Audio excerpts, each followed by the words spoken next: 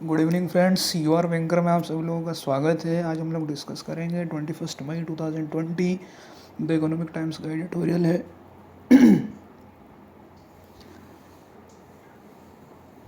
Is this all that RBI can do. देखो, आप लोगों को पता होगा मॉनेटरी पॉलिसी कमेटीज़ की मीटिंग हो चुकी है। आरबीआई ने दोबारा एकोमोडेटिव स्टैंस लेते हुए रेपो रेट और रिवर्स रेपो रेट में कमी की है, तो उसी के रिगार्डिंग आज का हमारा एडिटोरियल है। So let's discuss. Let's start, friends. It might be useful for the Reserve Bank of India to glance through the latest issue of the central bank's weekly statistical supplement. देखो, to glance through का मतलब होता है कि किसी चीज़ को read करना, किसी चीज़ को थोरोली, मतलब क्या है कि उसको रीड करना। तो it might be useful for the Reserve Bank of India to glance through the latest issue of the central bank's weekly statistical supplement. देखो, एक्चुअल में क्या होता है कि सेंट्रल बैंक का एक वीकली स्टैटिस्टिकल सप्लीमेंट आता है। उसमें इस चीज़ की जानकारी दी जाती है कि इकोनॉमी में एक्चुअल में क्या हो रहा है, कितना लोन आपने किस फील्ड में आपने कितना लोन डिस्ट्रीब्यूट किया है। तो आरबीआई का क्या है कि एक वीकली स्टैटिस्टिकल सप्लीमेंट आता है। तो ऐसा हम बोल रहे हैं कि सेंट्रल बैंक को क्या है कि latest glance through the latest issue of the central bank's weekly statistical supplement. तो आरबीआई को उसका क्या है कि थोड़ा रीड करना था उसको। Since April 1 till April 24 non food bank credit. देखो, एक्चुअल में क्या होता है कि क्रेडिट दो टाइप का होता है, एक तो नॉन फूड होता है और एक फूड होता है। तो ऐसा इसमें बता रहे हैं, since April 1 till April 24 non food credit has declined by over ₹1,00,000 crore. ठीक है, ऐसा माना जा रहा है कि जो नॉन फूड बैंक का जो क्रेडिट है वो 1,00,000 करोड़ रुपये से कम हुआ है। दो फील्ड में क्या है कि क्रेडिट डिस्ट्रीब्यूट किया जाता है, एक तो फूड सेक्टर होता है और एक नॉन फूड सेक्टर होता है। नॉन फूड मीन्स जैसे कि एग्रीकल्चर हो गया, बिजनेस हो गया और पर्सनल लोन्स हो गए, तो ये सब नॉन फूड सेक्टर में आते हैं। तो ऐसा बता रहे हैं कि ये क्या है कि डिक्लाइन हुआ 1,00,000 करोड़ से। This after RBI forced fed this after RBI force fed them liquidity worth nearly ₹8,00,000 crore through an alphabet soup. Alphabet soup का मतलब होता है कि कंफ्यूजिंग वे में ऑफ स्पेशल फैसिलिटीज़। और ऐसा माना जा रहा है कि ये कब हुआ था कि जब आप लोगों को पता होगा कि आरबीआई ने क्या है कि अनाउंस किया था 8,00,000 करोड़ का लिक्विडिटी का इन्फ्यूज़न किया जाएगा बैंक्स के अंदर। देन उसके बावजूद भी क्या है कि मतलब 1,00,000 करोड़ रुपए की जो नॉन फूड का जो बैंक क्रेडिट है उसमें गिरावट देखी गई है। तो ऐसा इसमें बताया जा रहा है through an alphabet soup of special facility. ठीक है, मतलब एक कन्फ्यूजिंग फैसिलिटीज़ प्रोवाइड करके आरबीआई ने क्या किया था कि बैंक्स में 8,00,000 करोड़ रुपए की लिक्विडिटी इन्फ्यूज़ की थी। Given this hard reality, how can RBI continue with pretence का मतलब होता है कि प्रोक्लेम करना, मतलब क्या है कि मतलब बिलीव करना that lowering policy rates and magnanimously adopting an accommodative stance will help push money into the hands of India's economic agent। तो फिर ऐसा बोला जा रहा है कि अगर क्रेडिट जब इतना आरबीआई ने लिक्विडिटी का इन्फ्यूज़न किया, उसके बाद भी क्या है कि क्रेडिट जो हुआ नॉन फूड बैंक क्रेडिट में गिरावट देखने को मिली।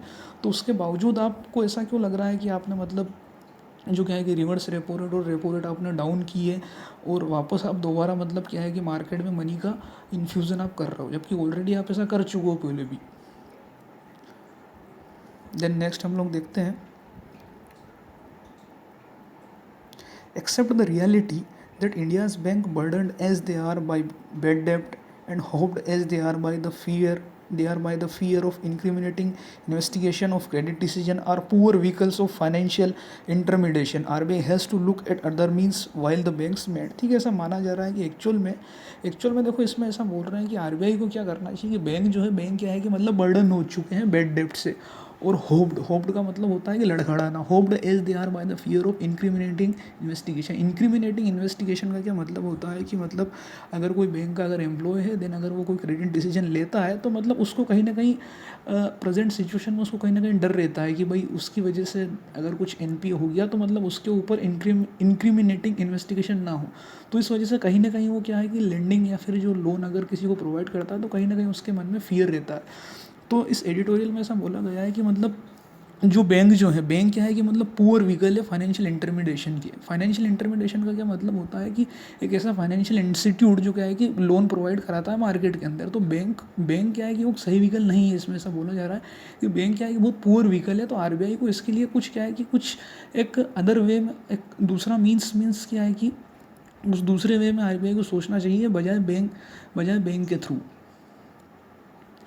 नेक्स्ट हम लोग देखते हैं, lowering the repo rate and the reverse repo rate by 40 basis point was the least the monetary policy committee could do after acknowledging the probability of the negative growth this fiscal। ठीक है, देखो monetary policy committee को ऐसा लगा था कि इस fiscal में जो ग्रोथ है हमारी वो नेगेटिव हो सकती है, देन वो ज़्यादा से ज़्यादा क्या कर सकते हैं, ज़्यादा से ज़्यादा वो रेपो रेट और रिवर्स रेपो रेट कम कर सकते हैं। Implicit in this decision is a statement. Implicit का मतलब होता है कि एक इनडायरेक्ट वे में, implicit in this decision is a statement that has a bearing on. Bearing on का क्या मतलब होता है कि अफेक्ट करता है, इस चीज़ को अफेक्ट करना, मतलब इसका मतलब होता है बीरिंग ऑन करना या इन्फ्लुएंस करना किसी के डिसीजन को। Implicit in this decision is a statement that has a bearing on the government's fiscal choices. This is not the time to worry about inflation but to try and salvage. Salvage का मतलब होता है कि review करना, growth को बढ़ाना। Salvage growth from the rubble to which कोविड-19 and the lockdown have reduced swathes of the economies. ठीक है, देखो इसमें ऐसा बोल रहे हैं कि मॉनेटरी पॉलिसी कमेटी का जो डिसीजन था कि मॉनेटरी पॉलिसी कमेटी ने क्या किया है कि रेपो रेट और रिवर्स रेपो रेट कम किए, तो मतलब इसके अंदर गवर्नमेंट का एक ऐसा डिसीजन था, मतलब क्या है कि गवर्नमेंट का एक डिसीजन है, इसके अंदर एक ऐसा मतलब इम्प्लिसिट है कि ऐसा बोला गया है कि मतलब this is not the time to worry about the inflation but to try and salvage the economy from the rubble. मतलब ये ऐसा टाइम नहीं है कि हम लोग क्या है कि इन्फ्लेशन से हम लोग घबराएं, बल्कि ये टाइम ऐसा है कि हम लोगों को क्या है कि मतलब ट्राई करना चाहिए जिससे कि हमारी ग्रोथ रिव्यू हो या फिर हमारी ग्रोथ क्या है कि ज़्यादा से ज़्यादा हो। नेक्स्ट हम लोग देखते हैं, दैट इज़ वेलकम।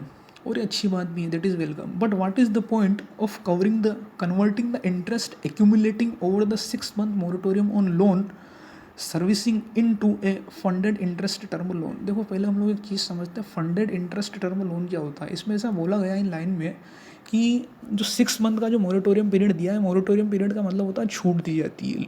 अगर आपको किसी टाइम पे, जैसे कि मान लो अगर मुझे लोन पेमेंट करना है मई के मंथ में, तो देन अगर गवर्नमेंट ने अगर मुझे 6 month का मोरेटोरियम पीरियड दिया है कि मैं मीन्स मुझे मई से 6 महीने बाद मुझे उसका रीपेमेंट करना है, तो इसमें ऐसा बोला जा रहा है कि over the 6 month moratorium period on loan servicing into funded interest term. देखो loan servicing into funded interest term loan, देखो फंडेड इंटरेस्ट टर्म लोन का क्या मतलब होता है कि मान लो कोई कंपनी है या फिर मान लो कोई व्यक्ति है, कोई कंपनी हम लोग मानते हैं कोई कंपनी है, वो अपना लोन नहीं दे पा रही है, कुछ फाइनेंशियल डिफिकल्टीज़ की वजह से अपना लोन दे पाने में असमर्थ है, कैपेबल नहीं है। देन क्या करती है, बैंक्स उसको एक ऑप्शन और प्रोवाइड करती है, बैंक उसको दोबारा एक लोन और प्रोवाइड करती है। बैंक उसको एक दोबारा लोन किस लिए प्रोवाइड करती है, ताकि जो उसका पिछला लोन है उसका इंटरेस्ट पेमेंट पे करने के लिए।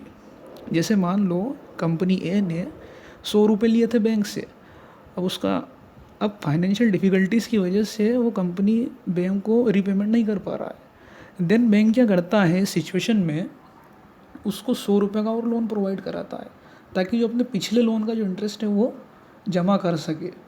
तो इसको हम लोग क्या बोलते हैं, फंडेड इंटरेस्ट टर्म लोन, इसको हम लोग बोलते हैं funded interest term loan. So इसमें ऐसा बोला जा रहा है, if it has to be fully amortise this fiscal itself.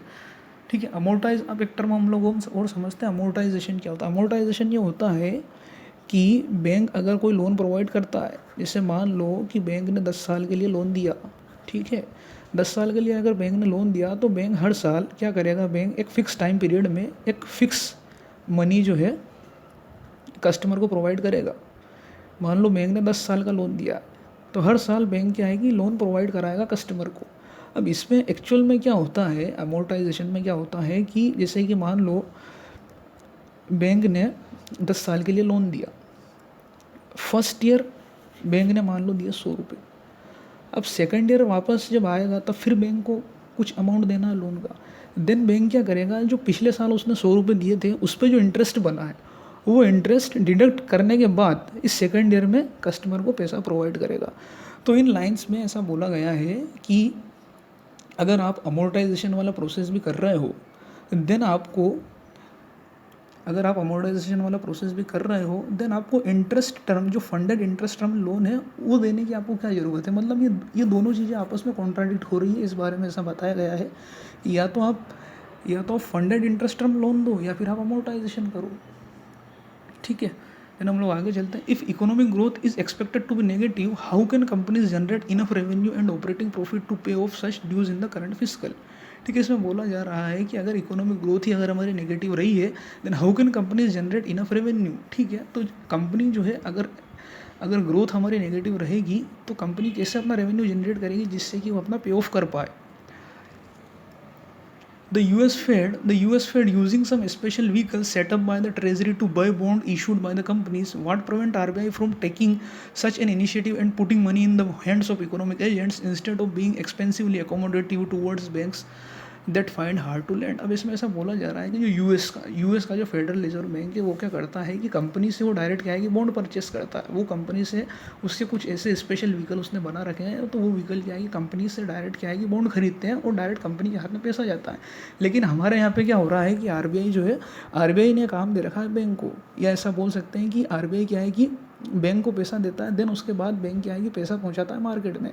तो ये कहीं ना कहीं क्या है कि ये ऐसा मान रहे हैं कि कहीं ना कहीं ये बैंक जो है मतलब पुअर व्हीकल है। ये बैंक क्या है कि जो फाइनेंशियल इंटरमीडिएशन होता है उसके लिए बैंक क्या है कि एक सही व्हीकल नहीं है। ऐसा इसमें बोला गया है कि आरबीआई को खुद फेडरल रिजर्व बैंक की तरह यहाँ पर क्या है कि बॉन्ड डायरेक्ट परचेस करने चाहिए कंपनीज से। Then next, yes, the liberalization of credit for export and importers is welcome. However, in a year in which world trade will shrink, domestic demand is where the action has to be. इसमें हम बोल रहे हैं कि yes the liberalisation of credit for export and importer is welcome. ठीक है, exporter और importer के लिए जो इन लोगों ने लिबरलाइजेशन किया है क्रेडिट के लिए अच्छा है, मतलब वेलकम है। However in a year in which world trade will shrink domestic demand is where the action has to be. ठीक है, मतलब अगर इन लोगों ने क्या है कि मतलब लिबरलाइज किया है एक्सपोर्टर इम्पोर्टर के क्रेडिट को, लेकिन हाउएवर मतलब होता है लेकिन, हालांकि in year in which world trade will shrink, किसी साल में अगर क्या है कि वर्ल्ड का जो ट्रेड श्रिंक होता है, वर्ल्ड ट्रेड में अगर गिरावट आती है तो domestic demand is where the action has to be. Means जिस तरीके के हमारे जो एक्शन रहेंगे, जैसे हमारे एक्शन रहेंगे उसी तरीके की क्या है कि डोमेस्टिक डिमांड हमारी रहेगी, इसमें ऐसा बोला गया है। सो फ्रेंड्स, ये था हमारा आज का द इकोनॉमिक टाइम्स एडिटोरियल। अच्छा लगे तो प्लीज़ लाइक कीजिए, शेयर कीजिए। Thank you so much.